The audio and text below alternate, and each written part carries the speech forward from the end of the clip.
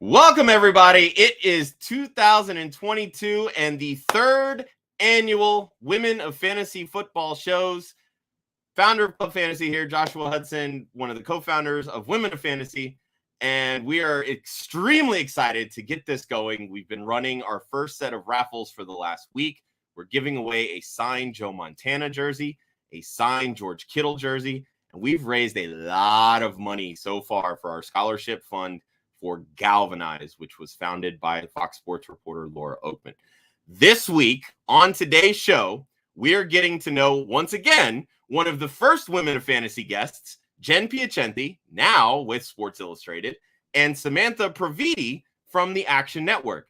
Faith Enes, Kelly Singh, they are going to be your hosts today, so stick around for all of the greatness that is bound to come.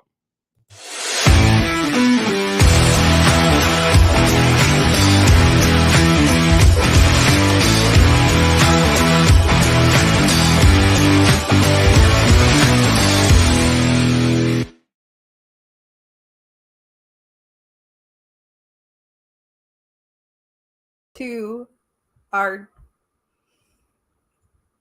there we go. It's not Women of Fantasy Football if we are off to a perfect start every single time, because that's just not who we are. So here we go. Welcome to Women of Fantasy Football, year 3, our third consecutive year in a row, but with a new face as my co-host. Ladies and gentlemen, the fabulous Kelly Singh. Hello. I am in a airport in Detroit. I feel like I should be jamming to this music. I don't know how much of it you can pick up, but this is where I'm at, and I am so excited to be here. This trip was planned far in advance of being asked to be co-host, but I am thrilled to be your co-host this year, Faith, and to have Jen here as our first guest is really exciting for me as well.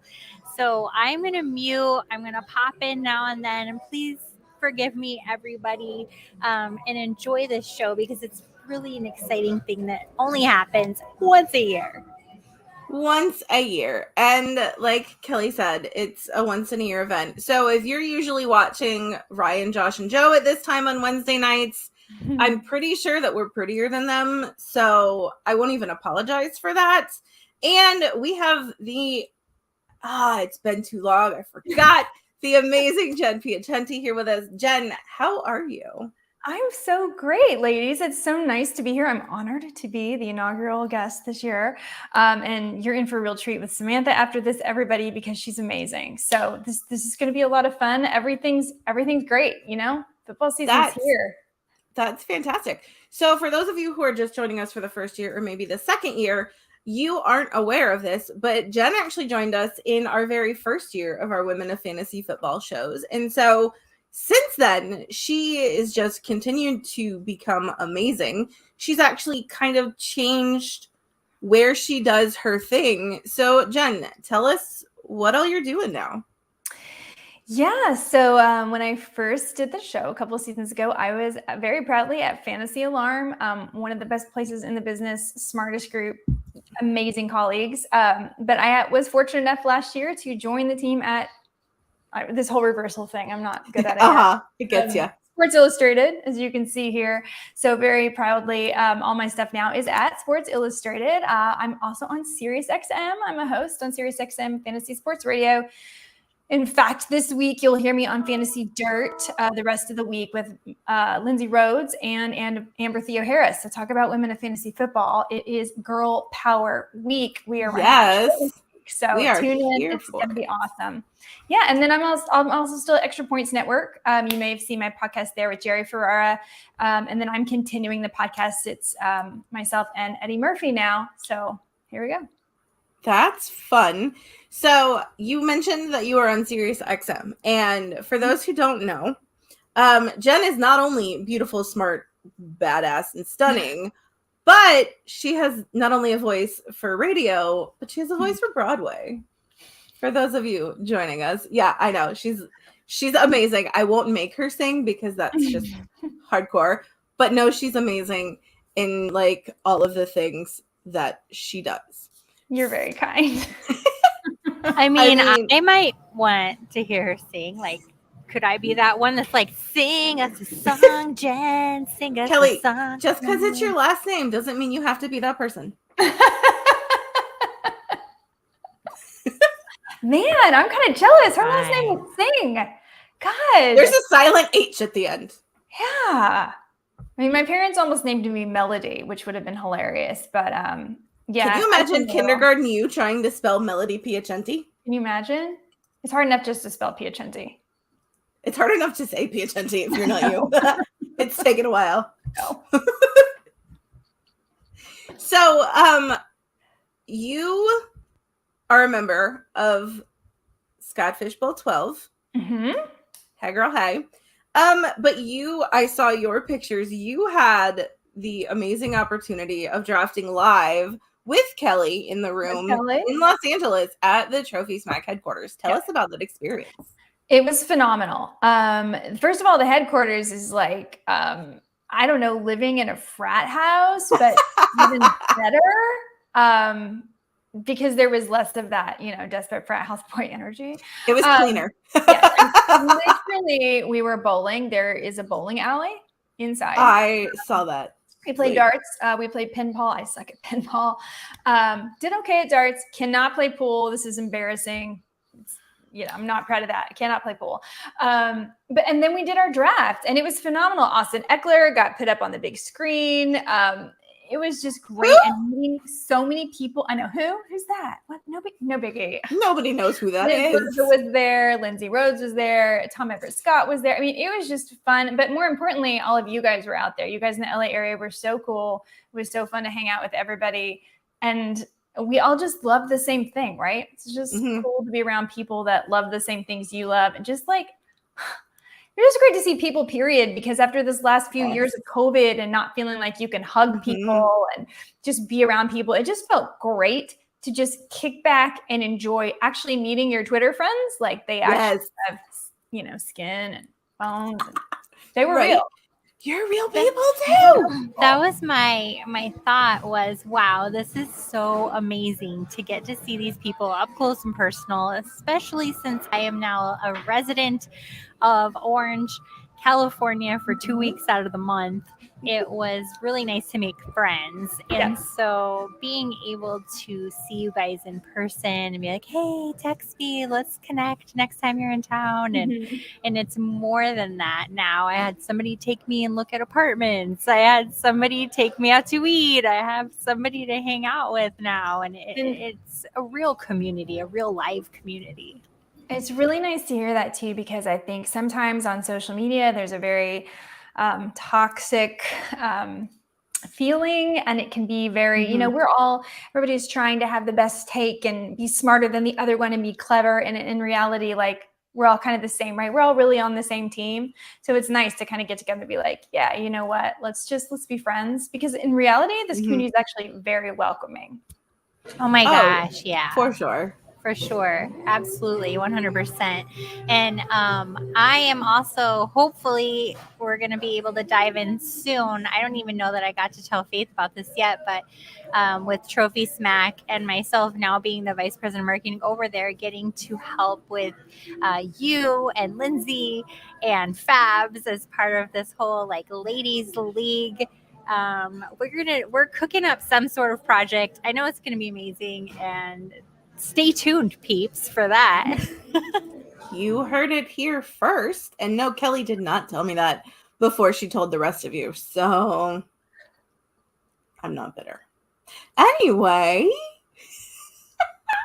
Surprise! Live draft. So let me tell you guys a little story. Live drafting is amazing. Live drafting Scott Fishbowl is amazing. Josh and I live drafted in Orlando with some of our friends, Zach, who's in the chat, some of the guys from Toilets to Titles. Like, there were a handful of people, again, meeting your Twitter friends. But Josh and I somehow ended up in the same league.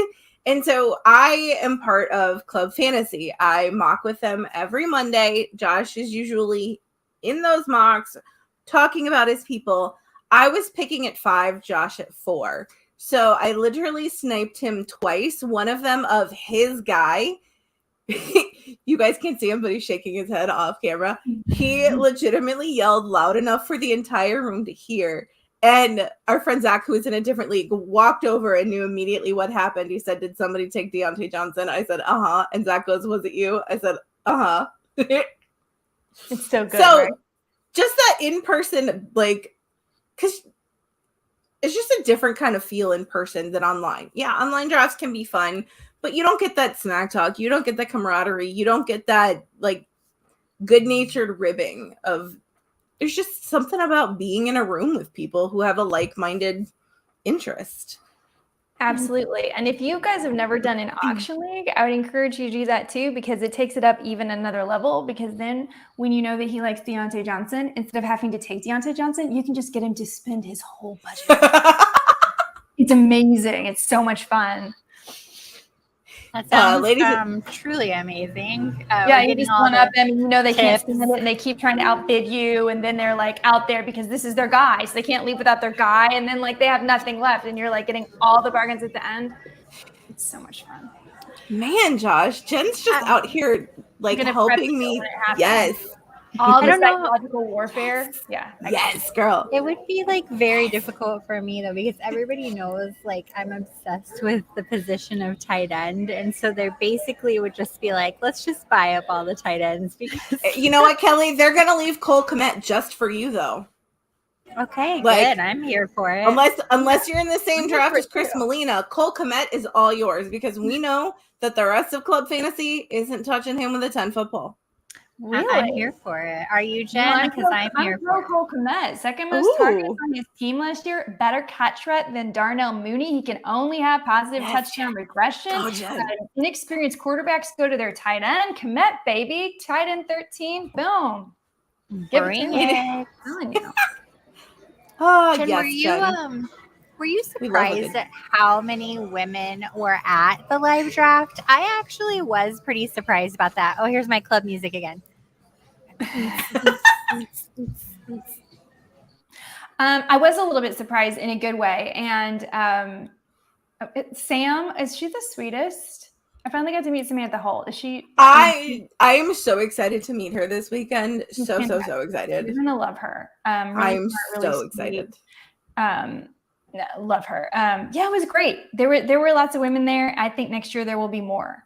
And maybe there were more women because we're in LA. I don't know. I'm kind of wondering, like, in like Madison, Wisconsin, was it the same, or Michigan, or I don't know, but there certainly were quite a few in Los Angeles. In Orlando, we only had 3, and we originally only had 2, but a wife came with her husband, and one of the people in my division didn't show up, so she stepped in.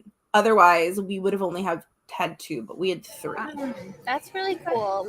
I think the LA locale may have played some role in it, being that there were several analysts that are doing like broadcast and things like that.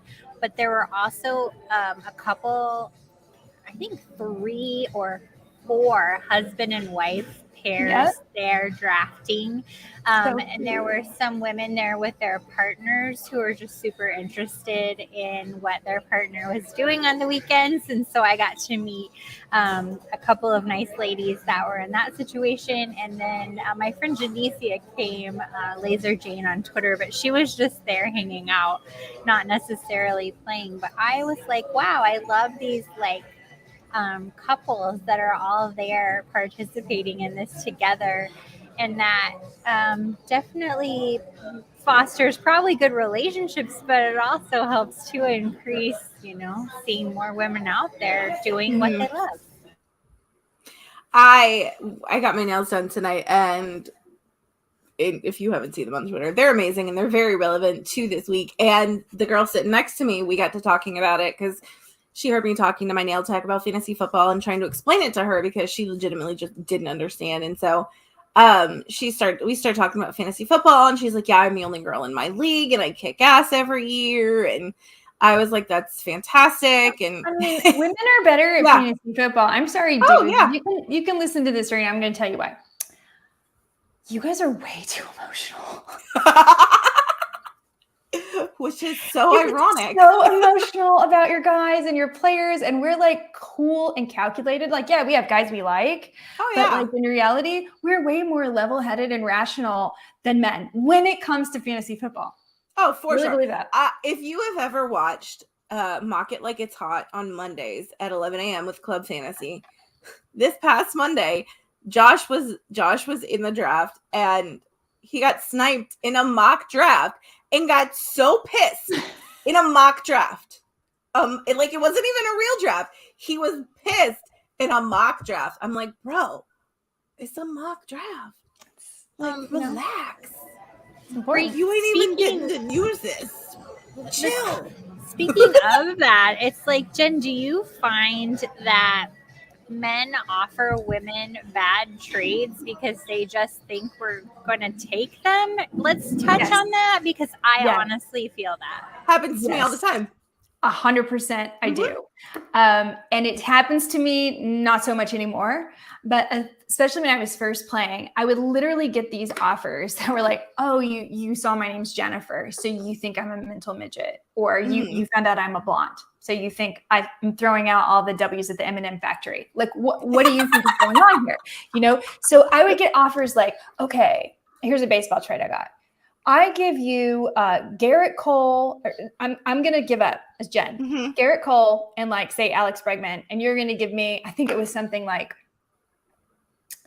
a Ledmus Diaz. I mean, it was such a ridiculous joke. I would have to have been somebody that had never even been to a baseball game in my life, and they like literally thought this was like a good trade. So I usually just screenshot the trade. I put it on Twitter and write something like, I'm not that blonde, or, like something that's just like, what do you think? I do think now, I also do think that there is a temptation in fantasy football to, you always want to win a trade. Everybody's out winning a trade, right? Nobody's like, hey, let's make a trade that makes your team better and my team better. It can't be that. It can't be like, no, never. Trade. It has to be like, I won the trade. Greatest trade. Who wins the trade? How about like we both win the trade? That's like how it works, like exactly. And like I give you what we need, and then we both compete.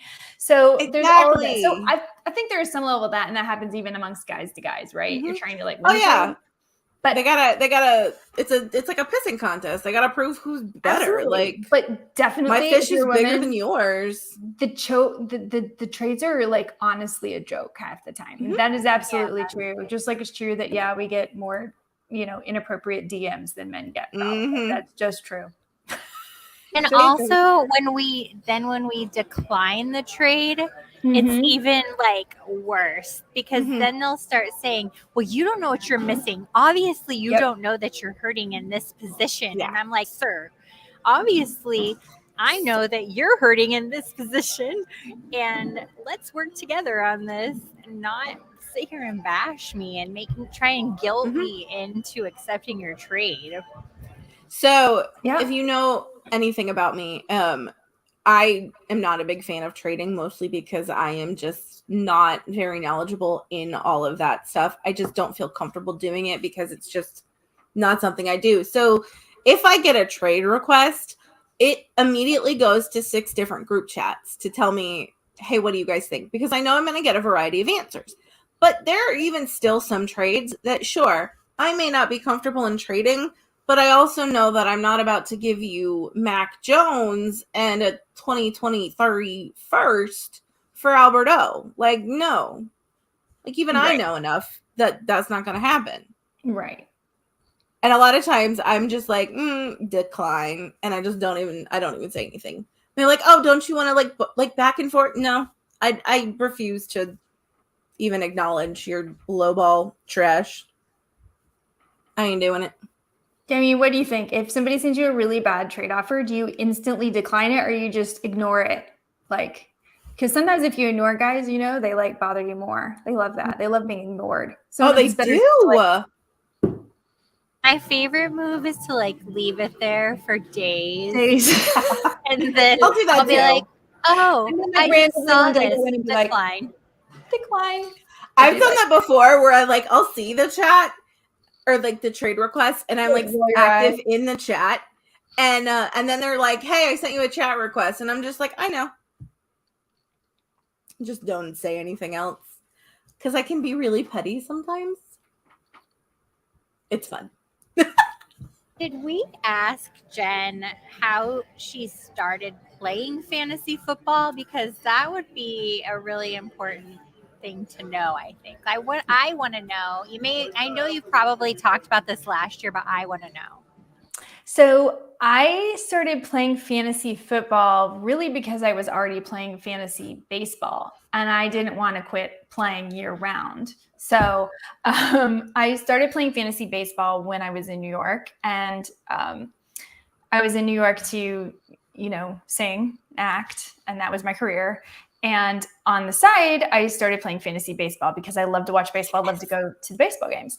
And in the process of that, through a series of events and meeting people in New York, I met this group of hedge fund guys that had like a high stakes league. We had an auctioneer fly in. We do everything with auctions, and it was like big money. And I became like a limited partner on a team. And we spent an entire day. It's catered like 8 a.m. to 8 p.m. We're drafting and we're yelling out player salaries. It's amazing. It's like being on the floor of Wall Street, and like it's fierce.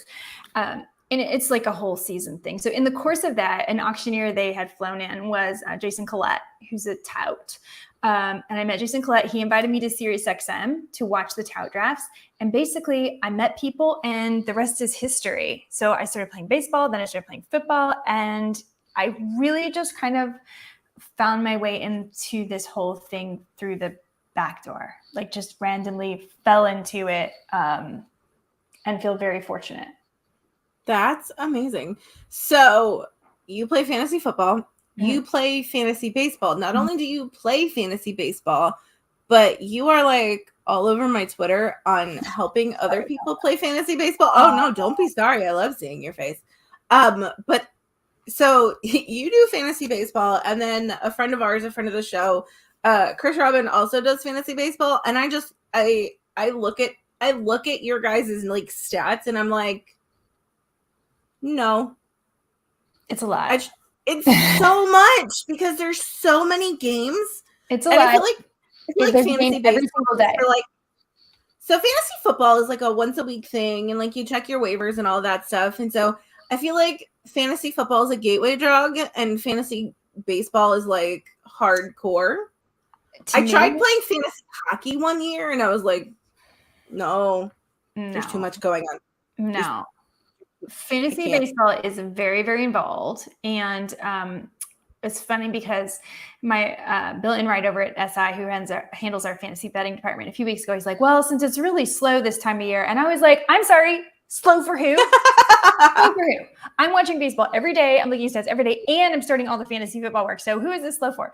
But so this is actually a crazy time of year because you are watching every day. You are keeping an eye on stats every day. But I will say this is kind of the point where you have to kind of flip and start going more towards football, because baseball is what it is, and you should be basically managing as much as you can and doing what you can. It's really hard because I mean, obviously I'm in industry leagues for baseball.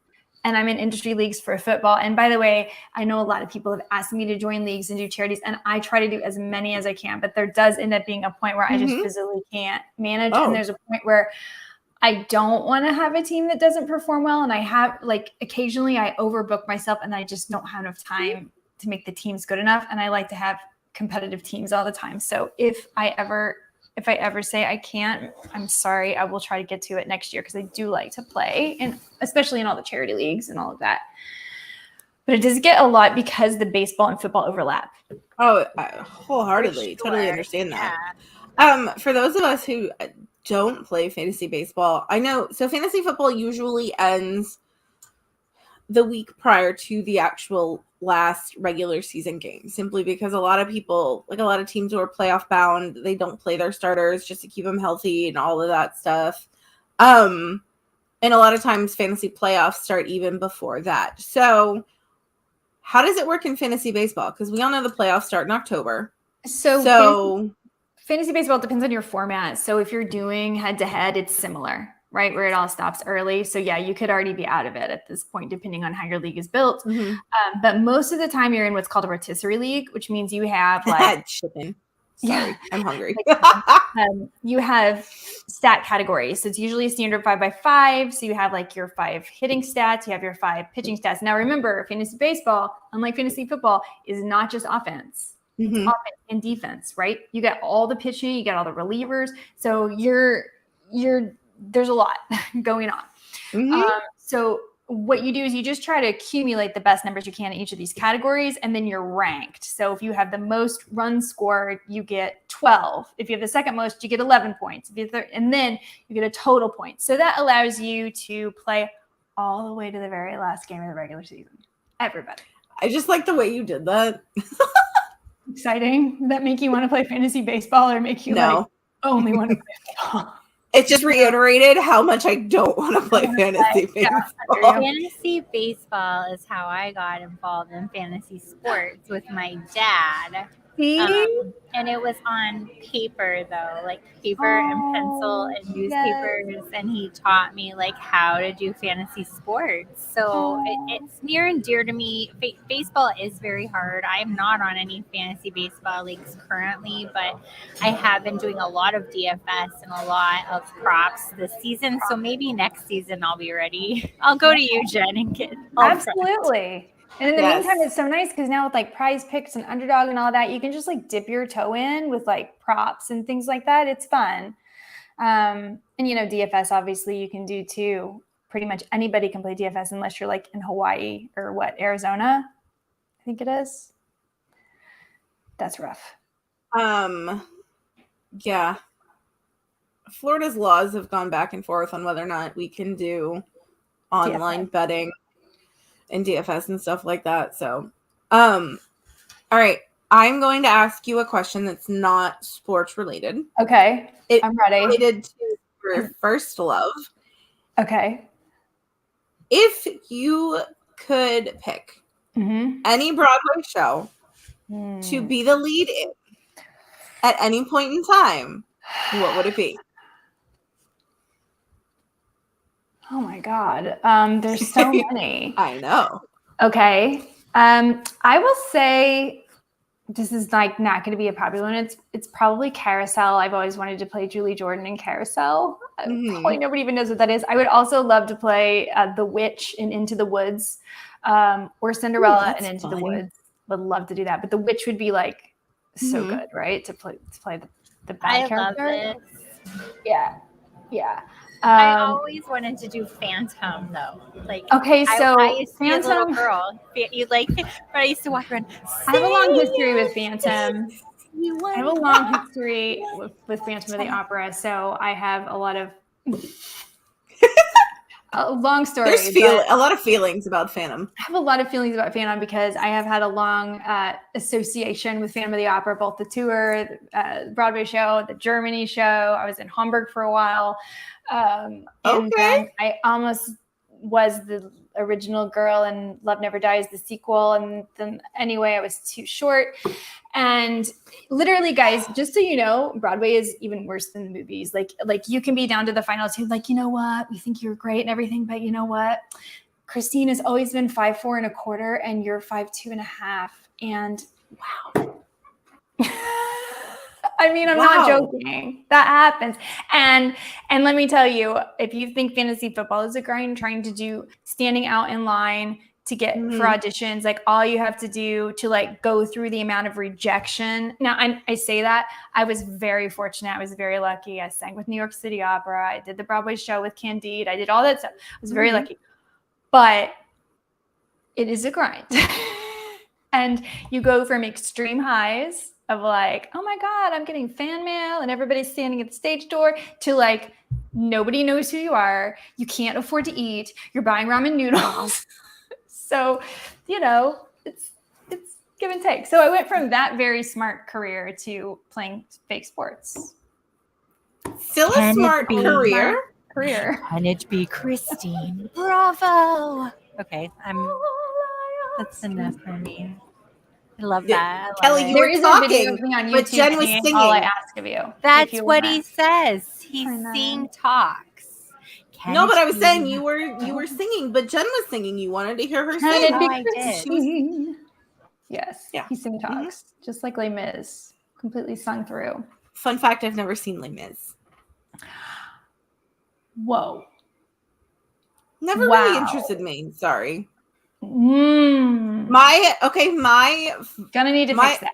My all-time favorite Broadway musical, and like musical in general, is I was introduced to it by my music teacher in the 5th grade, and it's West Side Story. And come to find out, I found out later that it was my grandfather's favorite musical. I will amend that. If I could play Maria in West Side Story, obviously I can't. Mm-hmm. Hey, listen, it's 2022. I did for my graduate recital when I was getting my master's degree. I said, I can do it in concert form, even though I'll never play it on stage because obviously I'm not Maria. I can sing it, and this is some of the most beautiful music ever written. And I asked my brother to come sing with me. And my brother's a tenor, and we did we did all the duets from West Side Story. So I love that show. So fun. Yeah, I found out, I think probably when I was a teenager, my dad told me that it was my grandfather's favorite musical, and they had the record when my dad was a kid, and they listened to it all the time. And ever since my grandfather passed away, it's one of those things that like, it just solidified that love of West Side Story. Also, how do you not love a song called G Officer Krupke? Like, how do you not love that song? That is one of the greatest songs ever written. Stephen Sondheim wrote the lyrics. People may or may not realize that. And it's genius. It's genius. It's amazing. What is your... You know what? I'll take that back. If you could relate fantasy sports to Broadway in one way, what would it be? If I could relate fantasy sports to Broadway in a way, I would say big highs and big lows, right? And just like Broadway, like if you're a performer, like you're under the lights a few times a week and you have to be on and it's live and that audience is with you. So like, we do TV sometimes, whatever. It's fine. It's good. It's cool, whatever. But being live and that live energy of coming back at you, things change. And I know that feeling of nerves. So sometimes when I watch players play, I feel nervous for them because I know that nerve feeling. And then sometimes I know when they're locked in. And sometimes like when you're on stage and you're dialed in and you forget, you're so in the moment, you forget everything's there. But you realize when it's over, you will never have that time back. No other people than you and the people that were in that theater had that exact experience or will ever have it again. And it's the same with the football game, right? So like we all watched Josh Allen and Patrick Mahomes in that play. Are we ever going to forget that? Can you imagine if you were in the stadium, what that was like? Oh my gosh. gosh. Being the players, being the crowd, whatever you want to call them. And then even us, we're still talking about it. And if we watch it on tape, it's still going to be cool, but it's not going to be the same. And so, I feel like they have these highs, they have these lows, and I kind of understand the energy that goes along with it. That's awesome. Yeah. Somebody brought up, I don't know how it came up the other day on Twitter, but somebody posted something about the Patriots Seahawks Super Bowl where Malcolm Butler caught the interception at the tail end, and it just made me go back and rewatch the last 10 minutes of it, and it just brought, this is going to sound so weird, but it just brought back all of those happy memories of disbelief when it happened, and just brought back that moment. And to have been sitting in those stands, whether you're a fan of the team or not, just watching something like that happen is something that nobody's ever going to forget. And on high highs, low lows, honestly, I'm really mean. And some of my favorite things to watch from that game are Seahawks fans' reactions from that last play, because they're so hype. And then it's oh, well, I know I'm weird. Richard Sherman's reaction to that play is my favorite thing in the entire world to this day. Favorite thing. That's mean, but I know it is. My very favorite. What am I talking about? You put words in my mouth. I did not. When you said Seahawks, it made me think, Jen, do you have any favorite QB wide receiver combos this season, new, or are you sticking with oldies but goodies? I have to know because I have my own thoughts on this. There are so many great quarterback wide receiver combos this year that obviously the first thing that comes to mind is like Matt Stafford, Cooper Kupp, Joe Burrow, Jamar Chase. Even, I'm actually really excited about Kirk Cousins and Justin Jefferson this year with Kevin O'Connell there. But I will tell you that my target has been, because of the value, in many drafts, and I did this in Scott Fishbowl, and I'm probably giving my secrets, it's actually been late round target of Matt Ryan with Michael Pittman. Oh, yeah. And then super late dart at like Alec Pierce or Paris Campbell. And, again, these are players that are kind of free. Michael Pittman's going up there, but his quarterback isn't. So it's even possible to almost get another quarterback and a stack and still get Michael Pittman and Matt Ryan, depending on how you want to build. So that's kind of been something I've done fairly a lot in my early I love that. My favorite is Devontae Adams, Derek Carr, and very similar situation. Devontae Adams going earlier, Derek Carr still hanging out there for many rounds. You have plenty of great players you can pick up in the meantime, and I can't wait to see that one pan out. I think that's going to be very fun. What are your thoughts on Russell Wilson and Jerry Jeudy this year as a new combo? So I think they're likely to be a great new combo. We know that Russell Wilson, as far as active quarterbacks, has some of the best passing stats in the league. And I certainly think that Jerry Jeudy is one of the best route runners. He was certainly coming out of that draft. However, we've really yet to see a full season of healthy Jerry Jeudy and what he can do at the NFL later level. So my slight preference is actually for Courtland Sutton. Because of how good Russell Wilson is specifically with the deep ball, and Courtland Sutton is that deep ball threat. And we've seen him be an NFL beast before. That being said, there's room for these guys to be Jamar Chase and T. Higgins. And honestly, it could go either way. We just don't know. If you can get any part of that Broncos offense, I think you should. Russell Wilson might be the best value of all of them. He's still, Russell Wilson has only finished outside the top 11 in one of his seasons. And it was the season where he was injured, right? And he's going from a run-first team to a team whose head coach is responsible for Aaron Rodgers' kind of re-breakout where he started winning MVPs. So to me, Russell Wilson, again, another value. I also agree, Derek Carr, a fantastic value. He's going after Jalen Hurts, okay? I get it. Like, everybody loves rushing upside, but we're talking about a guy who's had really 2 full games in the NFL, and one was really great and one was kind of So he's going to make a lot of mistakes. We already know that the San Francisco offense isn't prone to have these big weeks. I mean, Jimmy Garoppolo actually surprisingly accurate and very good, solid floor, but which you could get from Hurts and Trey Lance. I just said Jalen Hurts. I meant Trey Lance. I'm sorry. Trey Lance is going to have these big weeks, and then I think he's going to have some bust weeks, and you're going to have to guess which they are, right? Derek Carr, you just put him in there, Yeah, I agree. Probably end up with the same points, but he won't lose you weeks. He's like my favorite to play, I think, Derek Carr. And anybody, I feel like the Raiders in general have been a very steady team, and now they're just adding players to the mix. It's going to make it great.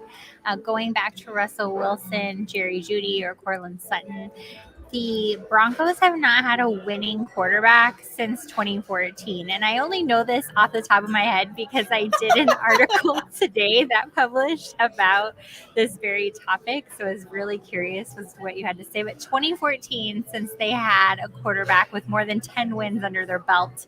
So they get that in Russell Wilson. And I don't even know the stat on more than 20 touchdowns in a season. And Russell Wilson has that. So it's going to be exciting to watch for sure. It definitely is. We just got to figure out what's up with the turf there. Losing Tim Patrick broke my heart. He was my late round target everywhere, so that I didn't have to decide between Jeudy and Sutton. I felt like I still had a piece of the offense. So I don't know. They keep losing these wide receivers with knee injuries. I hope they look into their conditioning or what's up, because if we lose any more, I'm going to be super bummed. I really want to see this offense click.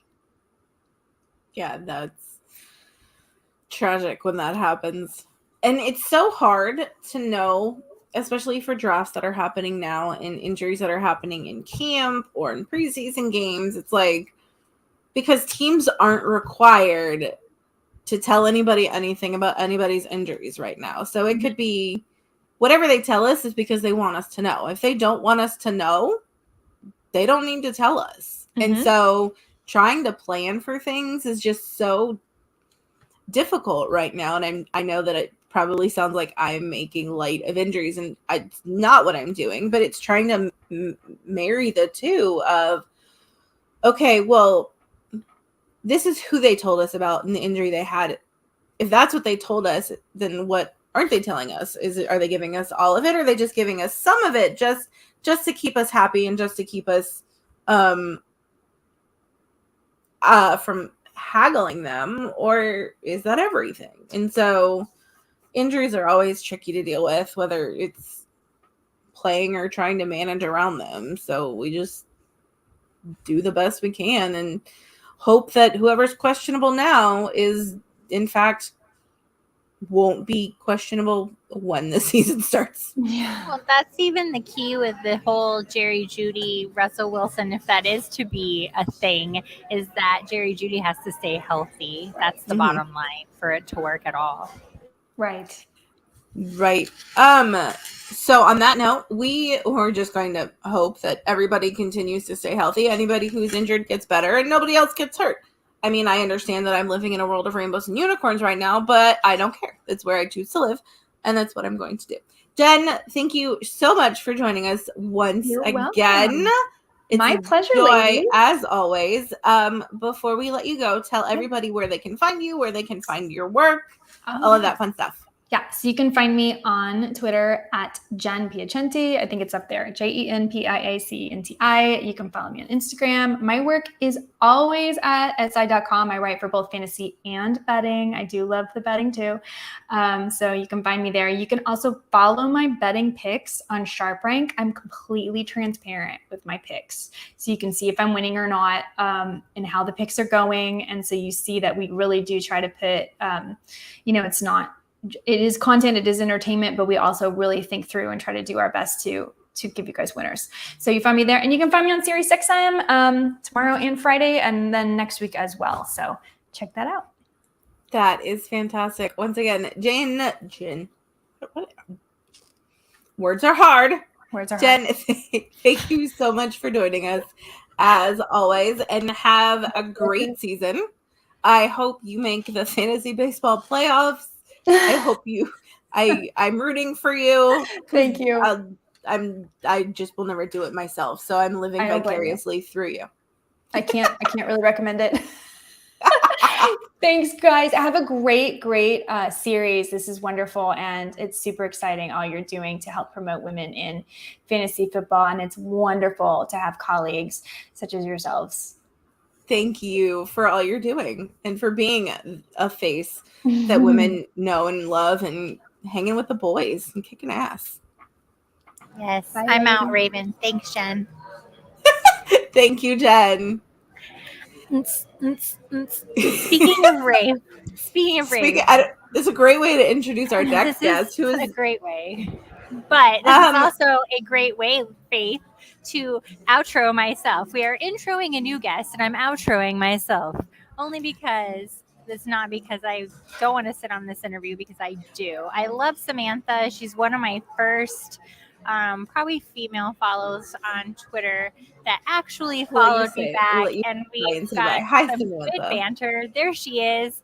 I'm outroing myself though, Samantha, because I have about an hour drive ahead of me, even though as much as I want to rave in this airport, I really do want to get on my way also. I hate that I'm going to miss this, but I'm watching the playback for sure. Totally understand. Hope I get to see you in Canton. Are you coming? Yes. That's so exciting. Yeah, I'm so excited. Yeah, I didn't go last year or anything, so I'm pretty excited to meet people. Well, I mean, this year is going to be lit. So it's going to be lit. Yeah. It's going to be lit. I love embarrassing Josh so much. It's really amazing this year, I think, though, especially with all the new events that are happening. That's kind of where I'm on my way to. I'm making my way to Canton. Nice. So have a great interview, and everybody keep watching. Faith has an amazing list of questions here for Samantha, and Samantha's a great guest. So keep watching, chat in the chats. I'm peacing out, ladies. Bye. Kelly, I will see you this weekend. You will. Bye. Goodbye. Samantha, how are you this evening? I'm doing great. A little sweaty because I just got out of a workout, but yeah, I'm doing really great. And thank you so much for having me. Thank you so much for being here. I know we've tried to make it happen for a while. I'm so glad that the stars were finally able to align and you were able Faith, to I'm join so us. sorry that I don't respond to DMs very well, but you have to understand, and I'm sure you understand it, that DM is brace for impact. Oh yeah. And sometimes it's not anything personal. It's just sometimes I just see the notification and I'm just I can't. And it just gets buried with, I'm in a million of those groups too, which buries. Oh yeah. So I'm really sorry, but I'm really glad that I'm here now. Sometimes I love being in group chats, but then other times I just get so overwhelmed because if it's the middle of my work day and a lot of times I can pop in and chat, but if I'm busy, I'll just pop back in and it's yeah. Oh my God, it takes an hour to catch up. I have no idea what I'm I'm not even somebody give me the cliff notes because I'm not going back through all of that. Right? Yeah. Especially if most of my group chats are mostly males with just me being the lone female, and they're bitching at each other and they're complaining about snipes and they're complaining about their leagues, and I'm like, awesome, I don't need to go back and reread this. Exactly. Yeah. That's so for those of us watching or those watching who don't know who you are and how you got your start in fantasy sports, give us a little backstory. Sure. I have a really convoluted way of getting into sports, but my background is actually in analytics. I majored in math in school to the dismay of my parents who wanted me to be a doctor. I did not want to be a doctor after semester number 1 and didn't really know what to do with myself, but I figured that a math degree would be useful in some way. I worked in polling right out of school in political consulting. And that was super fun. It was a high burnout type job. So it was just very stressful, but it was very fun, cool to be in DC when you're 21. And then after that, I moved to the South and I worked in online e-commerce consulting, I guess. And I was living in South Carolina at the time with a boyfriend from school. Ooh. We were no longer together, but we were living together and he was super into fantasy. When I say super into fantasy, he made his own he made a league website that's totally separate from where they actually draft and do transactions, but they have this whole website going back many years and just really cool stuff. He's a programmer, so he used to write scripts. So instead of waking up at 4 a.m, some crazy people do on Wednesday mornings to get the people that he wrote a script claimed to run his waivers. He would literally have a script to run all the waivers and things like that. So but can he write me one because I hate waivers? Right. So yeah. So anyway, he was super into it, and I would watch the games and stuff, but I was never really as into it. But then of course I got into a work league. And at the time, my boyfriend was okay, I'll help you, but I'm not setting your lineups. So you have to listen to 3 podcasts a day. And I was wow. Done. I will. I had no idea what was going on, but I was just trying to absorb as much as I could. I won that league. So that was just that was the gateway drug, right? And then after that, you're I got this. Right. After that, I'm totally hooked. I'm doing 3 leagues the next year, 5 leagues the year after that. And I moved to New York. I was working in media consulting, sort of media analytics. And I was working at the New York Post as the director of analytics there. And while I was working there full-time, had this full-time job, I was also writing on the side, not just fantasy, but kind of all sports. Some of my highlights include Joe Buck commentating porn.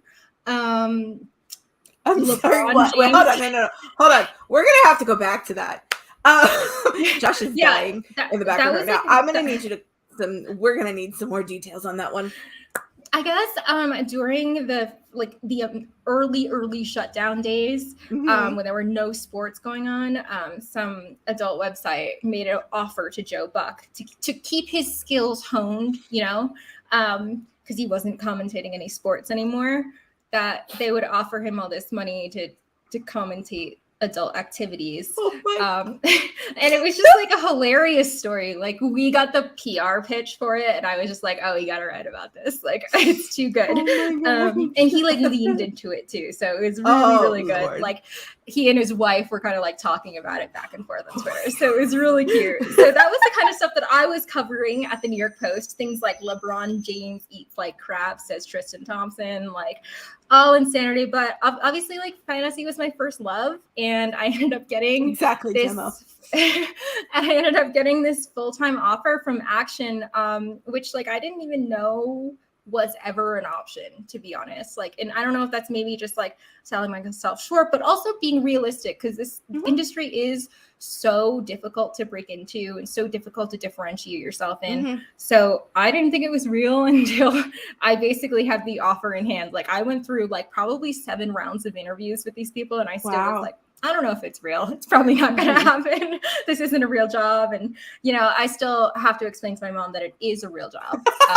It's indeed a real job, Mom. Like, I swear, I'm not a doctor. Just because I'm not a doctor doesn't mean I don't help people in other ways. Yeah, exactly. I still help people, Mom.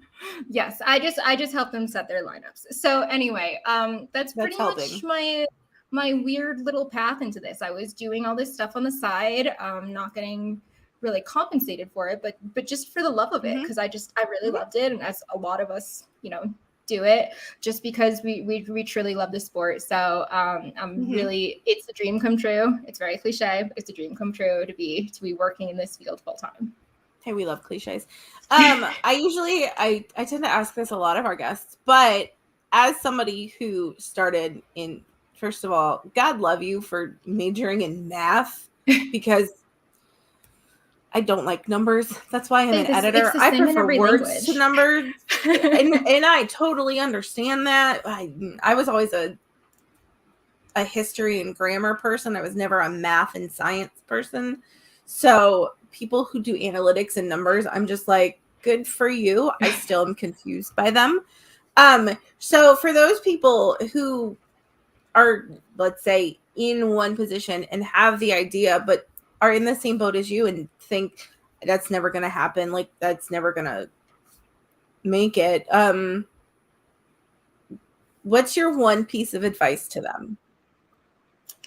I'm probably going to go back to some cliches here, but just we're here for it. Like, I think being honest with what your strengths and weaknesses are is really important, because there are different roles in this space. There's different ways to be in this space, and it's not just writing. Like, if you think you're a terrible writer, never want to write anything or anything like that, like, there are ways that you can do other things. And like, sure, you can be an editor, you can just do multimedia, like podcasting or radio or videos, like find your niche. And that's that. In finding that niche is just a lot of being honest with yourself and being honest about your own strengths.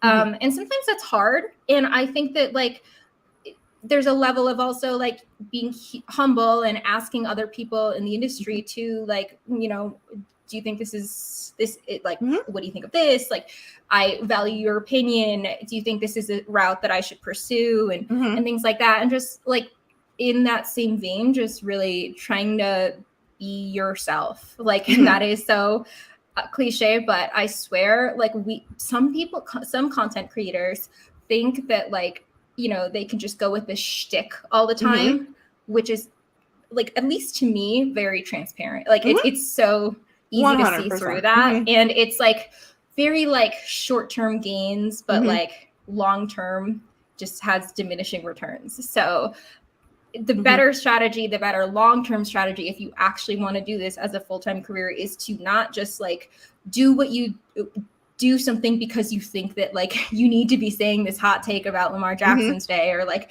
whatever, but say what really feels authentic to you. So just all about being yourself and leaning into your own strengths. And leaning into, like, being yourself is so important. because a lot of people parrot each other, and you can say the same thing, but in a different way that somebody's going to take 100%. differently. And if you are just parroting somebody else, people are going to see that, and it's just going to turn them off of you. And another element I would say is that if you want to do this, whether it's writing, podcasting, whatever, and you ask people to listen to them when they give you feedback and advice, because they're not doing it to be mean. They're not doing it because they don't like you. They're doing it because they want to help you. And sure, some people can be mean and rude in what they say, but the people who care about you and you know who they are going to give you constructive criticism. And it's because they want you to succeed. Absolutely. And like a term that I hear a lot when we talk about getting into this industry is saturated or oversaturated. And we talk about how this field, there's so many people and it's so hard to break into. And it's like, because I think a lot of people have this mindset of like, I need to do exactly what's out there already. And of course that's already saturated. But like, if you kind of think about a different angle that doesn't exist, just because it doesn't exist doesn't mean that there isn't a need for it. And you could be the first one to do it. Thinking outside the box and being like sort of original, even if you are saying the same thing, like it can be an original thought, but like, even if everyone's saying, hey, pick up like this guy, Nick Westbrook-Aquino, like on waivers, you got to get him. But if you have like an interesting way to package it and an interesting way to get through to people, then that's way more valuable than I think a lot of different things. Speaking of interesting things, a lot of people don't know, but you recently added something to your repertoire this winter. Tell people about that. Sure. Yeah. I assume you mean ski and snowboard instructing, but yes, I moved to Breckenridge in October, so right before ski season. People that follow me on Twitter know that my apartment flooded like a million times. And funny story, said apartment building evicted every single tenant this month because it's like so messed up. So I'm so glad to be out of there. I live in Breckenridge, Colorado, which is absolutely beautiful. My boyfriend is a ski instructor as well. He does it full time. And he was like, you should do it. And I was like, I'm not good enough. Because of course that's like my default thing. I'm always like, I'm not good enough for that. But he's like, no, trust me, you are. So I ended up getting into it and I ended up loving it. I didn't think that all of that stuff would really come naturally, which it a lot of it didn't, but it's just really fun to teach people how to do something and be in that position, be an ambassador to skiing, be an ambassador to Colorado. A lot of people, this is their first time in this area. So I want them to see like how beautiful it is. Like I want them to see it through my lens. Cause you know, like they could have a terrible experience. They could say like, oh, like my one experience skiing, all I did was fall and I was freezing and my feet hurt. And like, believe me, those are like the most common three things that I hear. Sure. And like, if I can just improve that experience a little more, like I'm so happy to do that. So I love skiing and snowboarding. And if anyone out there is ever coming to Breck, just hit me up and we can hit the slopes together. That is amazing. I've never been to Colorado. B, I have never been skiing, mostly because I'm terrified. Hey, you've got to try it. It's just like standing. Like you're just standing up. Like so standing. She says. I don't know that I believe you, Samantha. Trust me, I'm a professional. So. Oh, she just pulled the trust me, I'm a professional card. Okay. So speaking of Colorado, what prompted that move out there? Was it just to be closer to the mountains or? Yeah, I was living in Manhattan. Dream, by the way. Yeah, and dream, nightmare, depending on what kind of like, what day. Like if you fell into a puddle with like a rat inside of it, like things like that happen, and like then it's not as that's dreamy, true. But I guess it's visit and don't have to deal with it every day.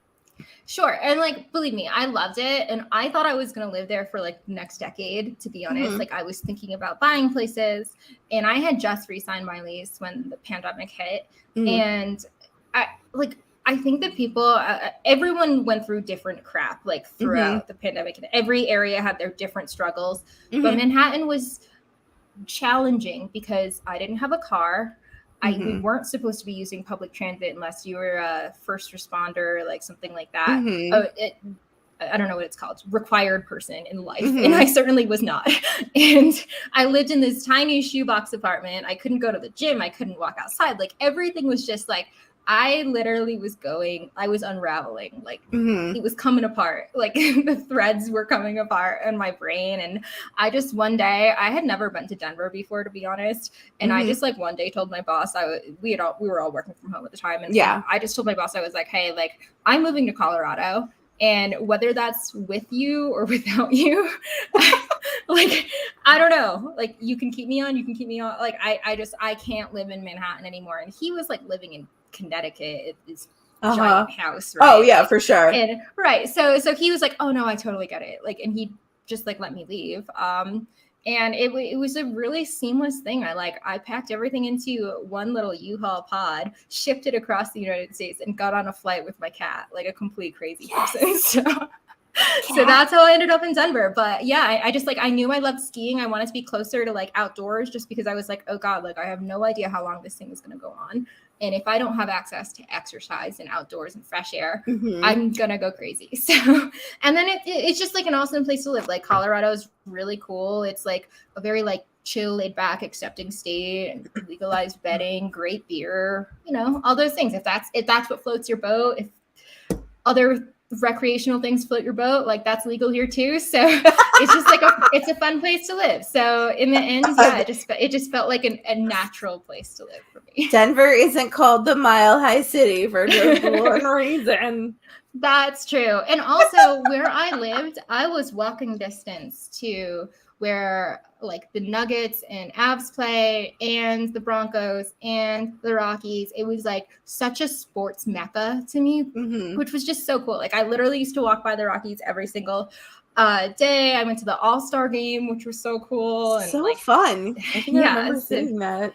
Yeah, so that was just super, super like #blessed that I was able to sort of do all those things, which were not afforded to me in New York. Everything was just, it's harder in New York. It's fun. You get like the access to like all the cool stuff, but you're also just like, everything's just a little harder because you don't have a car and you're always strapped for cash and all of that. So speaking of sports, where did your love of football come from?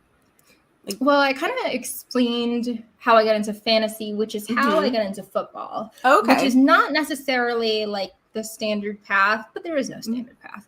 Every way that people get into fantasy is acceptable. I hate this gatekeeping crap. Like I hate these people that are like, oh, you're not a real fan unless you watched the last 25 years of Packers games and like know all this stuff and the trivia and everything. And like, that's great. If you do know those things, that's amazing. And those are memories that like you'll cherish forever. I love that. I don't necessarily have that background, but yeah, I mean, I got into it because of fantasy. I just like followed the players and didn't really have necessarily a team allegiance. Now I started rooting for the Panthers because I was living in South Carolina at the time. And I see the hat behind you. Yes. And it happened to be the year that the Panthers were really good. And like, I don't even have to specify that because it was like 1 year.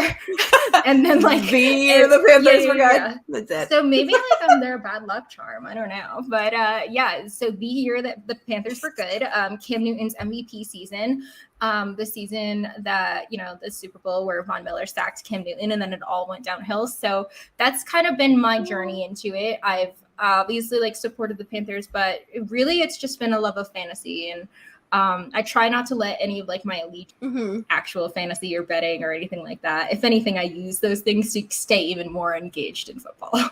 Sometimes, so I'm sure you've experienced this where I'm my team, so I'm a Patriots fan. So like if the Patriots are playing on Sunday, I know it's okay. Everybody feels the same way. Everybody. I grew up in New England, but I grew up a Yankees fan. So Red Sox fan. Shut up, Joshua. I'm gonna punch you this weekend. Love you. So yeah, I grew up a Patriots fan, but I live in Florida, and so everybody's like, why aren't you a Dolphins fan? Why aren't you a Bucks fan? And I'm like, my dad was born and raised in Connecticut. Like, that's my allegiance, and so I understand the whole just rooting for whoever you want to, and it goes back to that whole gatekeeping thing. Oh, you can't be a fan of that team because you're not from there. Why are you a fan of that team? You don't live there. You live somewhere else where these teams are. You should be a fan of them. Who says?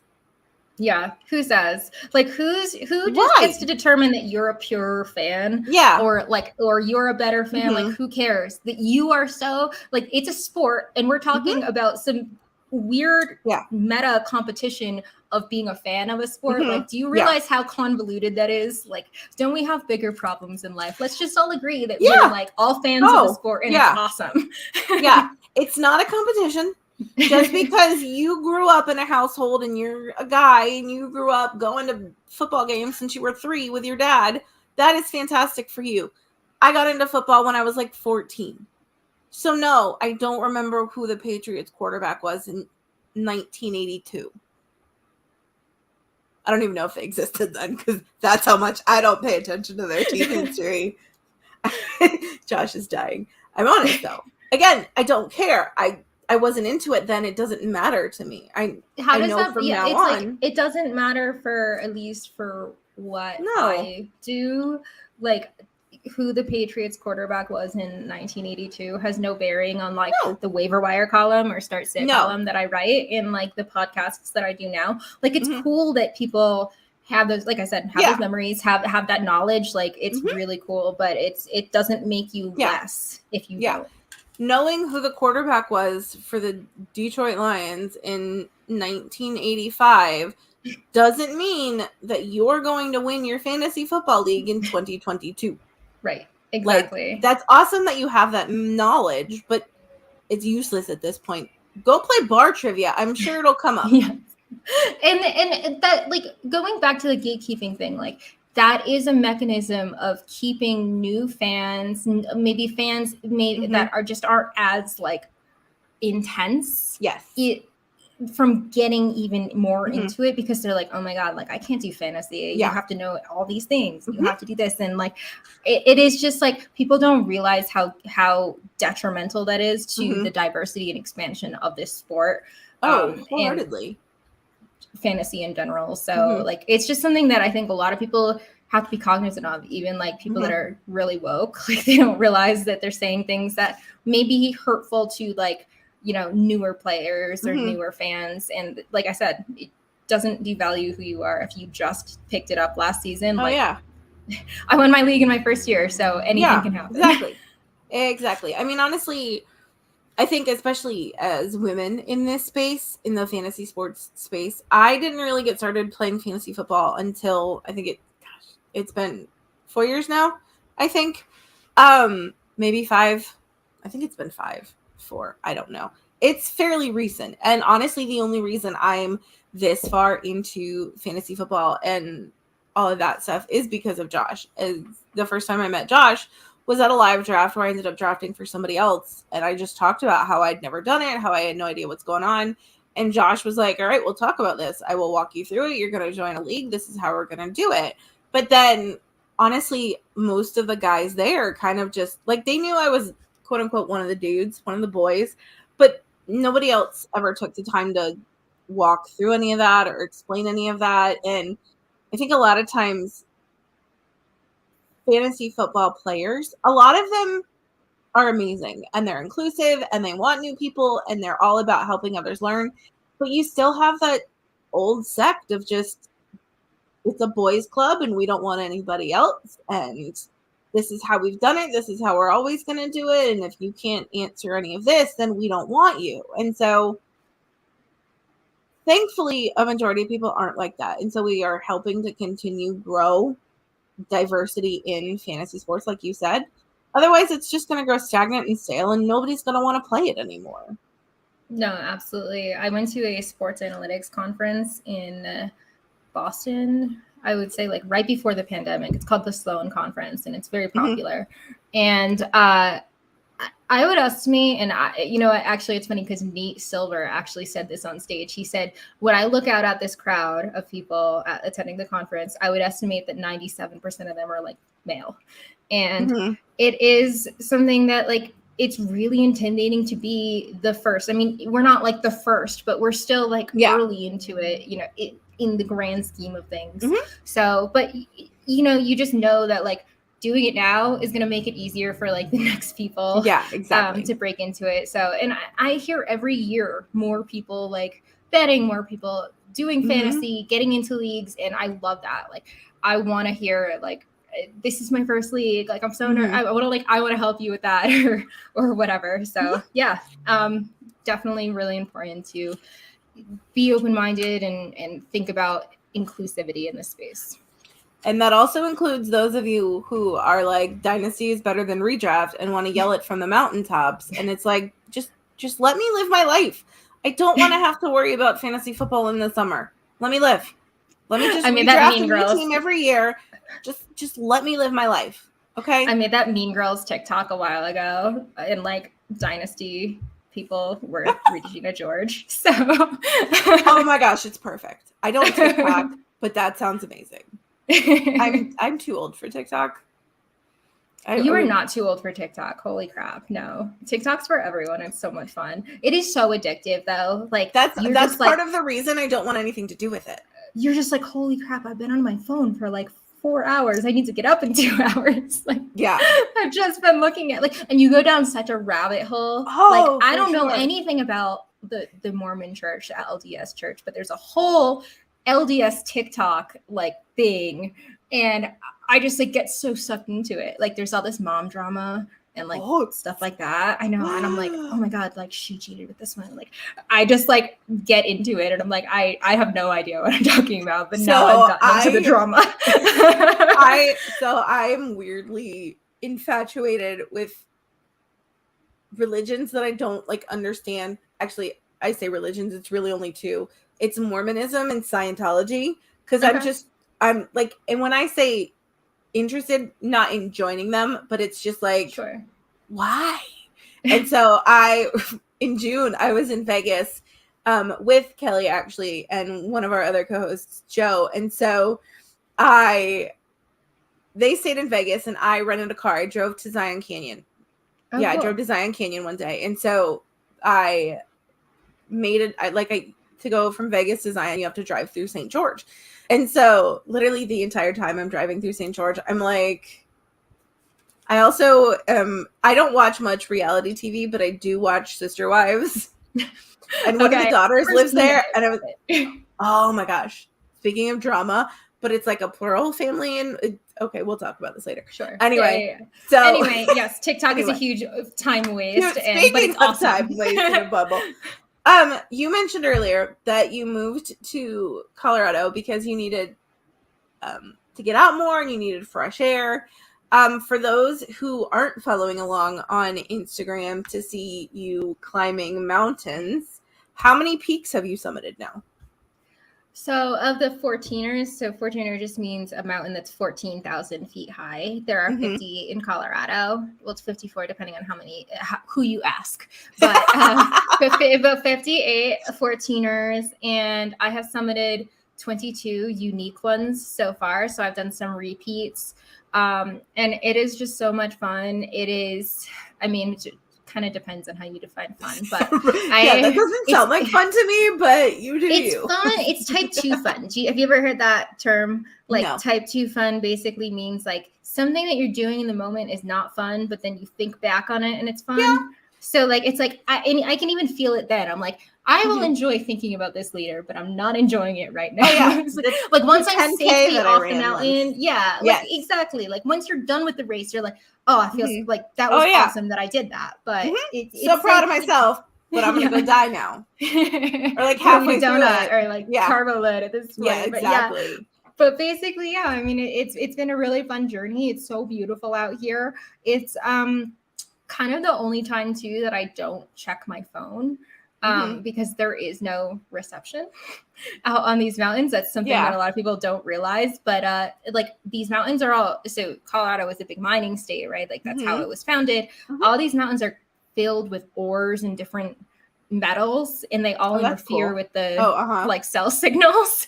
So they're good in like these small pockets, like in, I know when I say good, it's not that good, but like good in like towns. But once you leave the town, you got like zero reception. So it's kind of awesome too. Yeah, in a way, it's kind of awesome because it's like a forced unplug. Like I cannot worry about this person's like injury status when I like can't, you know, when I physically cannot check it. So it's actually really nice. I mean, I know that not everyone has that benefit. Like lots of people have more things going on that they like more important things than like, you know, an injury status to worry about. But it's a cool thing to be able to do here. And it's just so beautiful. So if you ever get out to Colorado, if any listeners are ever out to Colorado, definitely hit up some of these hikes. I mean, the 14ers are gorgeous, but every hike out here is just like breathtaking. So I'm going to ask you a question because I know it would be this way in my, if it were me. Does your mother ever freak out about you hiking alone? So I rarely hike alone. Okay, I will say that. But when I have, yes, my mom freaks out, even though I'll be like, Mom, there's like, so 14ers are so popular here. Like you're not hiking alone. There's half of Denver on this trail with you. But, like if you, I mean, the harder ones, there are fewer people, which is why I like to do those because I'm just like, oh, I gotta get away. But generally speaking, I'm hiking with my boyfriend who's an avid hiker. So we at least have each other. We also have like a satellite device that does like SOS. Okay, that's good. So if one of us falls or like something, we have that access. But yeah, like my mother's a super worrywart. Like I had a serious helicopter parenting experience growing up. So I'll tell this quick story. I went to an accepted students thing at Brandeis University when I was 17 going to college. And I didn't end up going there, but I went to this accepted students thing. This was kind of before like we were attached to our phones, right? So I'm old. So this was before we were attached to our phones. So I'm just letting people know. And they like told us to leave our phones in the room while we did all these tours and did these like meals together. And I just didn't think anything of it. We're at like the student union eating pizza and this like security guard comes over to me and is like pulls me aside. He's like, your mother has been calling. She like doesn't know where you are. Turns out she had called my phone 36 times. And like it literally called campus security. And I'm like, oh my God, I'm so like this happened in front of like kids, a whole bunch of kids my age. And then like at that time, it was just like so humiliating. Like at that time, I didn't even want my mom to like drop me off at school. I was like drop me off around the corner. Like I don't know you. So it was absolutely horrifying. So that's like the helicopter experience that I had. That's crazy. All to say, yes, my mother freaks out, and yeah, she worries about me. To quote my mother, "You're still my baby, no matter how old you are." I love that. Yes. I love it too. But babies. Yes, it is. Samantha, thank you so much for joining us. I'm so excited that you're coming this weekend. We get to meet in person. Before we bring Josh in, which you are more than welcome to stay for if you want, to give away some jerseys, let the people know where they can find you, where they can find your work, all of those things. Sure. Yeah. Thank you so much for having me. This is super fun. And I'm really glad that we got to chat. And I'm so glad that we now know we're both going to the expo. So we will enjoy some, libations if that's all what of you're this stuff or whatever. Rooting for people in flag football. I don't know if are you playing in the flag football tournament? So I am on a team, but I'm totally sitting on the bench because we needed to fill out a team for 8. I'm like, I will play or I'll be on the team, but I'm not playing. I'll just cheer for you. Yeah, I fully said that I'll be a great cheerleader. I was a cheerleader in high school. Yeah. I will be a great cheerleader. I will have White Claws, and that's all I can contribute to the team experience. I have zero hand-eye Are you on a team? No, zero hand-eye coordination. So I definitely was like, no, you cannot even put me close, like adjacent to a team. Like, don't even like. Oh yeah, I can't even. That would stress me out so much. So I'm lead editor for IDP Guys, and so that's who our team is through. And one of our writers there, his wife is coming, so she and I are legitimately like filling out the team. But we both said if one of you gets hurt, we're done because we're not playing. Oh my gosh. I just have flashbacks to like gym class where boys were so mean to me in gym class. Like the first 2 years of high school, we didn't get to choose like what sport we did. So we just had like co-ed gym class. And like that is a horrible experience for me. Oh, for sure. Oh, absolutely just horrible. These like boys that are all just filled with this testosterone. They're like screaming at me for being bad at flag football. And I'm like, excuse me. Like, I don't know who you think you're talking to. I'm not like, this is not for me. So anyway, yes, flashbacks to gym class. But I hope that you have a great experience on the bench. Oh, I'm just going to sit there. I might just sit there and drink. I love that for you. Yes. So we will see each other, sit there and drink together. People can find me during the season on actionnetwork.com. I also have a podcast called the Fantasy Flex Podcast, which myself, Sean Kerner, and Chris Raybon are all on. I'm on, if you are in the greater Colorado area, I am on AM 850 every Thursday talking the DFS slate. And just follow me on Twitter at Samantha NFL. That is where I'm the most active. And it's kind of like a weird menagerie of mountain pictures and random fantasy takes and like, I don't know. Total stream of consciousness. We love women in DFS. Yay. Yes. So actually, I will have to introduce you to Kira this weekend, who does our DFS, and she's doing DFS with. I should know this, but she's amazing. And on that note, I'm looking forward to it. Yes. You are more than welcome to stay, but I am bringing Josh back in. So we can give some stuff away. Oh, hi. Hi, Josh. I definitely did not hit that. I was typing into the chat. Hit that. I added you back in. Oh, yeah. The 3017. Hi, Josh. I will. Awesome. Yeah, no, I will see you at the expo. Yes. I'm flying into Cleveland tomorrow, so. Perfect. Well, then I will see both of you. Thank you so much for having me, and I hope you have a very safe trip. Thank you. You as too. Well, Samantha. We'll see you then. Peace out. We'll see you this weekend. Thank you. All right. Hi. Time to give away some jerseys.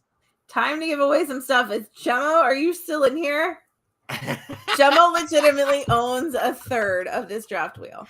I think he owns over 40% actually of all the Montana giveaways. Okay. But yeah, it is quite a bit. So as we've talked about over the last week, leading up to today, we've raised a lot of money this week. And how much money have we raised, Josh? Incredibly grateful for everybody that has responded to our tweets and our Instagram posts and Facebook posts and all that stuff. So in total, through the first week of Women of Fantasy Football 2022, we have raised $810 what? For the Women of Fantasy GALvanizing in 1 week, people. In 1 week. We got more of these bad boys. I'm over the moon. And 745 of those dollars went towards raffle tickets for a couple of pretty awesome jerseys here. So I'm going to start with one of these whenever you know what? Start with Kittle. Well, that's the goal, but I don't know. StreamYard doesn't really. Let me see. Oh yeah, they're really picky about like which one you can choose. I don't know. It's freaking weird. All right, we're just gonna. Gemmo has in fact threatened to jump both Josh and I this weekend if he doesn't win. As much as I love Gemmo, and listen, he's still gonna jump me anyway. I 100% believe him. I do. Like, that's not an idle threat. It will happen. Here we go. Signed George Kittle jersey is up for grabs. Let's spin the wheel, baby. I'm really hoping you're looking at the actual window because it's like I am. Unreadable on this end. Yeah. Hey, congratulations, Wendy. Awesome. George Kittle jersey coming your way. I don't know if you're going to be at the expo, but I'll shoot you a DM and find out, because if you are, I'm going to save myself some shipping and just bring it with me on the plane. Awesome. All right. So, next up, the moment that Gemmo has been waiting for. I know, right? This is the big one. Where is my tab? Come here. There it is. All right. For the signed Joe Montana jersey. Look at all those little wedges. We had 90 tickets purchased for this. 90. How many were Gemmo's? $38.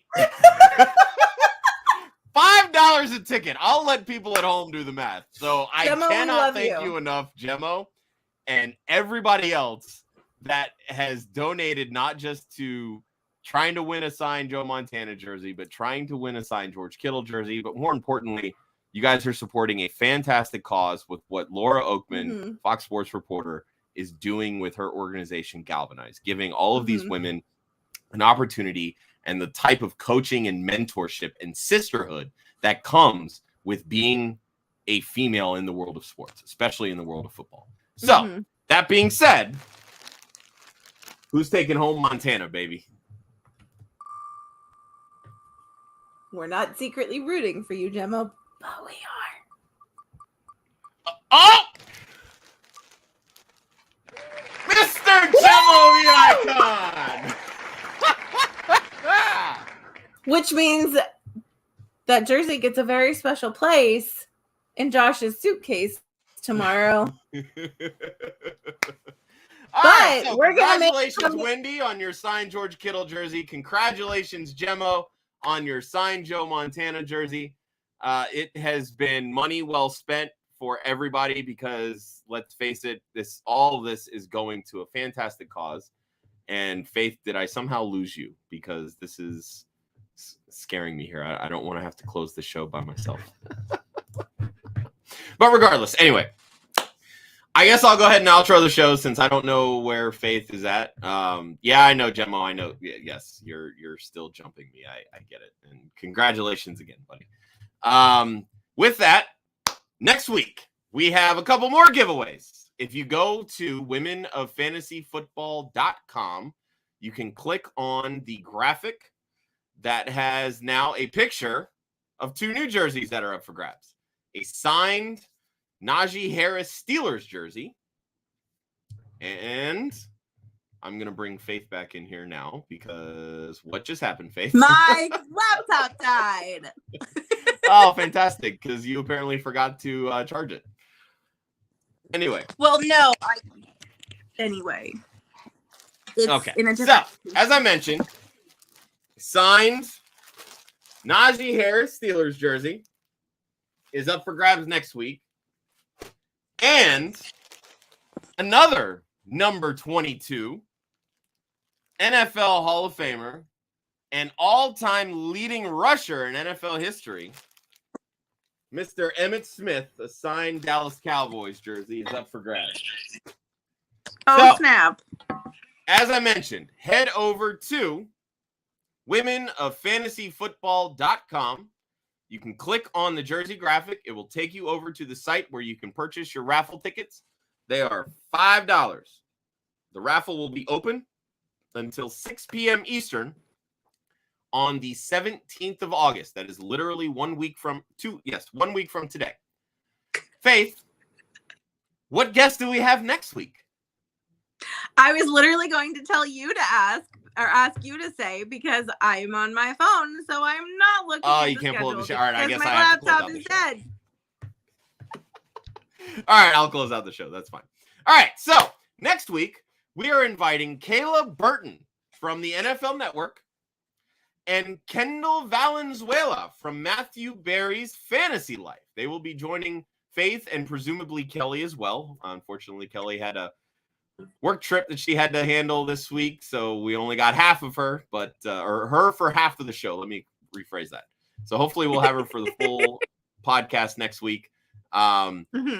Regardless, we are insanely excited not only to provide you guys with a chance to win these amazing jerseys and prizes, but for all the money that we're raising for GALvanize and this Women of Fantasy and GALvanize scholarship. It goes a long way towards helping Laura help more women that want to get involved in the space. And just based on the text messages that I've received from her, she is over the moon, absolutely elated for the response through week 1 of the show. And guess what? We have 3 more weeks. So let's see what we can do. 3 more weeks and 3 more fantastic weeks of guests and giveaways. So cannot stress how grateful we are for everybody that's agreed to come on the show and for everybody that is supporting us just even through donations and something as simple as retweets and shares. of all of the content that we're putting out right now. So that being said, Exactly. make sure well, go ahead, Faith. I was going to say, before you close out the show, if you're going to be at the expo this weekend, come say hi, come to the Women of Fantasy Football breakout. There will be a panel of amazing faces that you know who all have happened to be guests of Women of Fantasy Football at one point or working with us. And so it's going to be amazing. Just come say hi. We're not shy. Most of us. So just, yeah. And Kelly's going to be there. Samantha's going to be there. I'm so excited for all of that. Plus all of the other amazing women and men who are just champions for women in fantasy football. I'm excited to see you all. Okay, Josh, It's going to be a great time. A lot of drinking, a lot of partying, a lot of networking, and most also of all, a lot of camaraderie. So, and Gemmo jumping me because that's just what he does. Josh is 1 year closer to 40.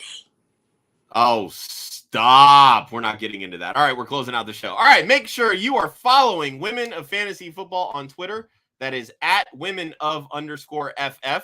And because we are part of the Club Fantasy FFL family, make sure you are subscribed to the Club Fantasy FFL YouTube page, youtube.com/Club Fantasy FFL. You saw we just gave away 2 49ers jerseys. Guess what? When we hit 400 subscribers on YouTube, I'm giving away a signed Deebo Samuel 49ers jersey. So make sure you hit that subscribe button, and you don't even have to buy a raffle ticket this time. So it's free. It's awesome. Fantastic. For any and all updates of Women of Fantasy Football, head over to the website, as I mentioned previously, www.womenoffantasyfootball.com. We have all the links to the raffle giveaways for this week and future weeks as we get closer, including guest updates and all of the previous episodes of Women of Fantasy. So you get a chance to look at all of the past episodes where we featured previously Liz Loza, Kate Michelle Majuk from Ball Blast, Rosalie Michaels from DraftKings.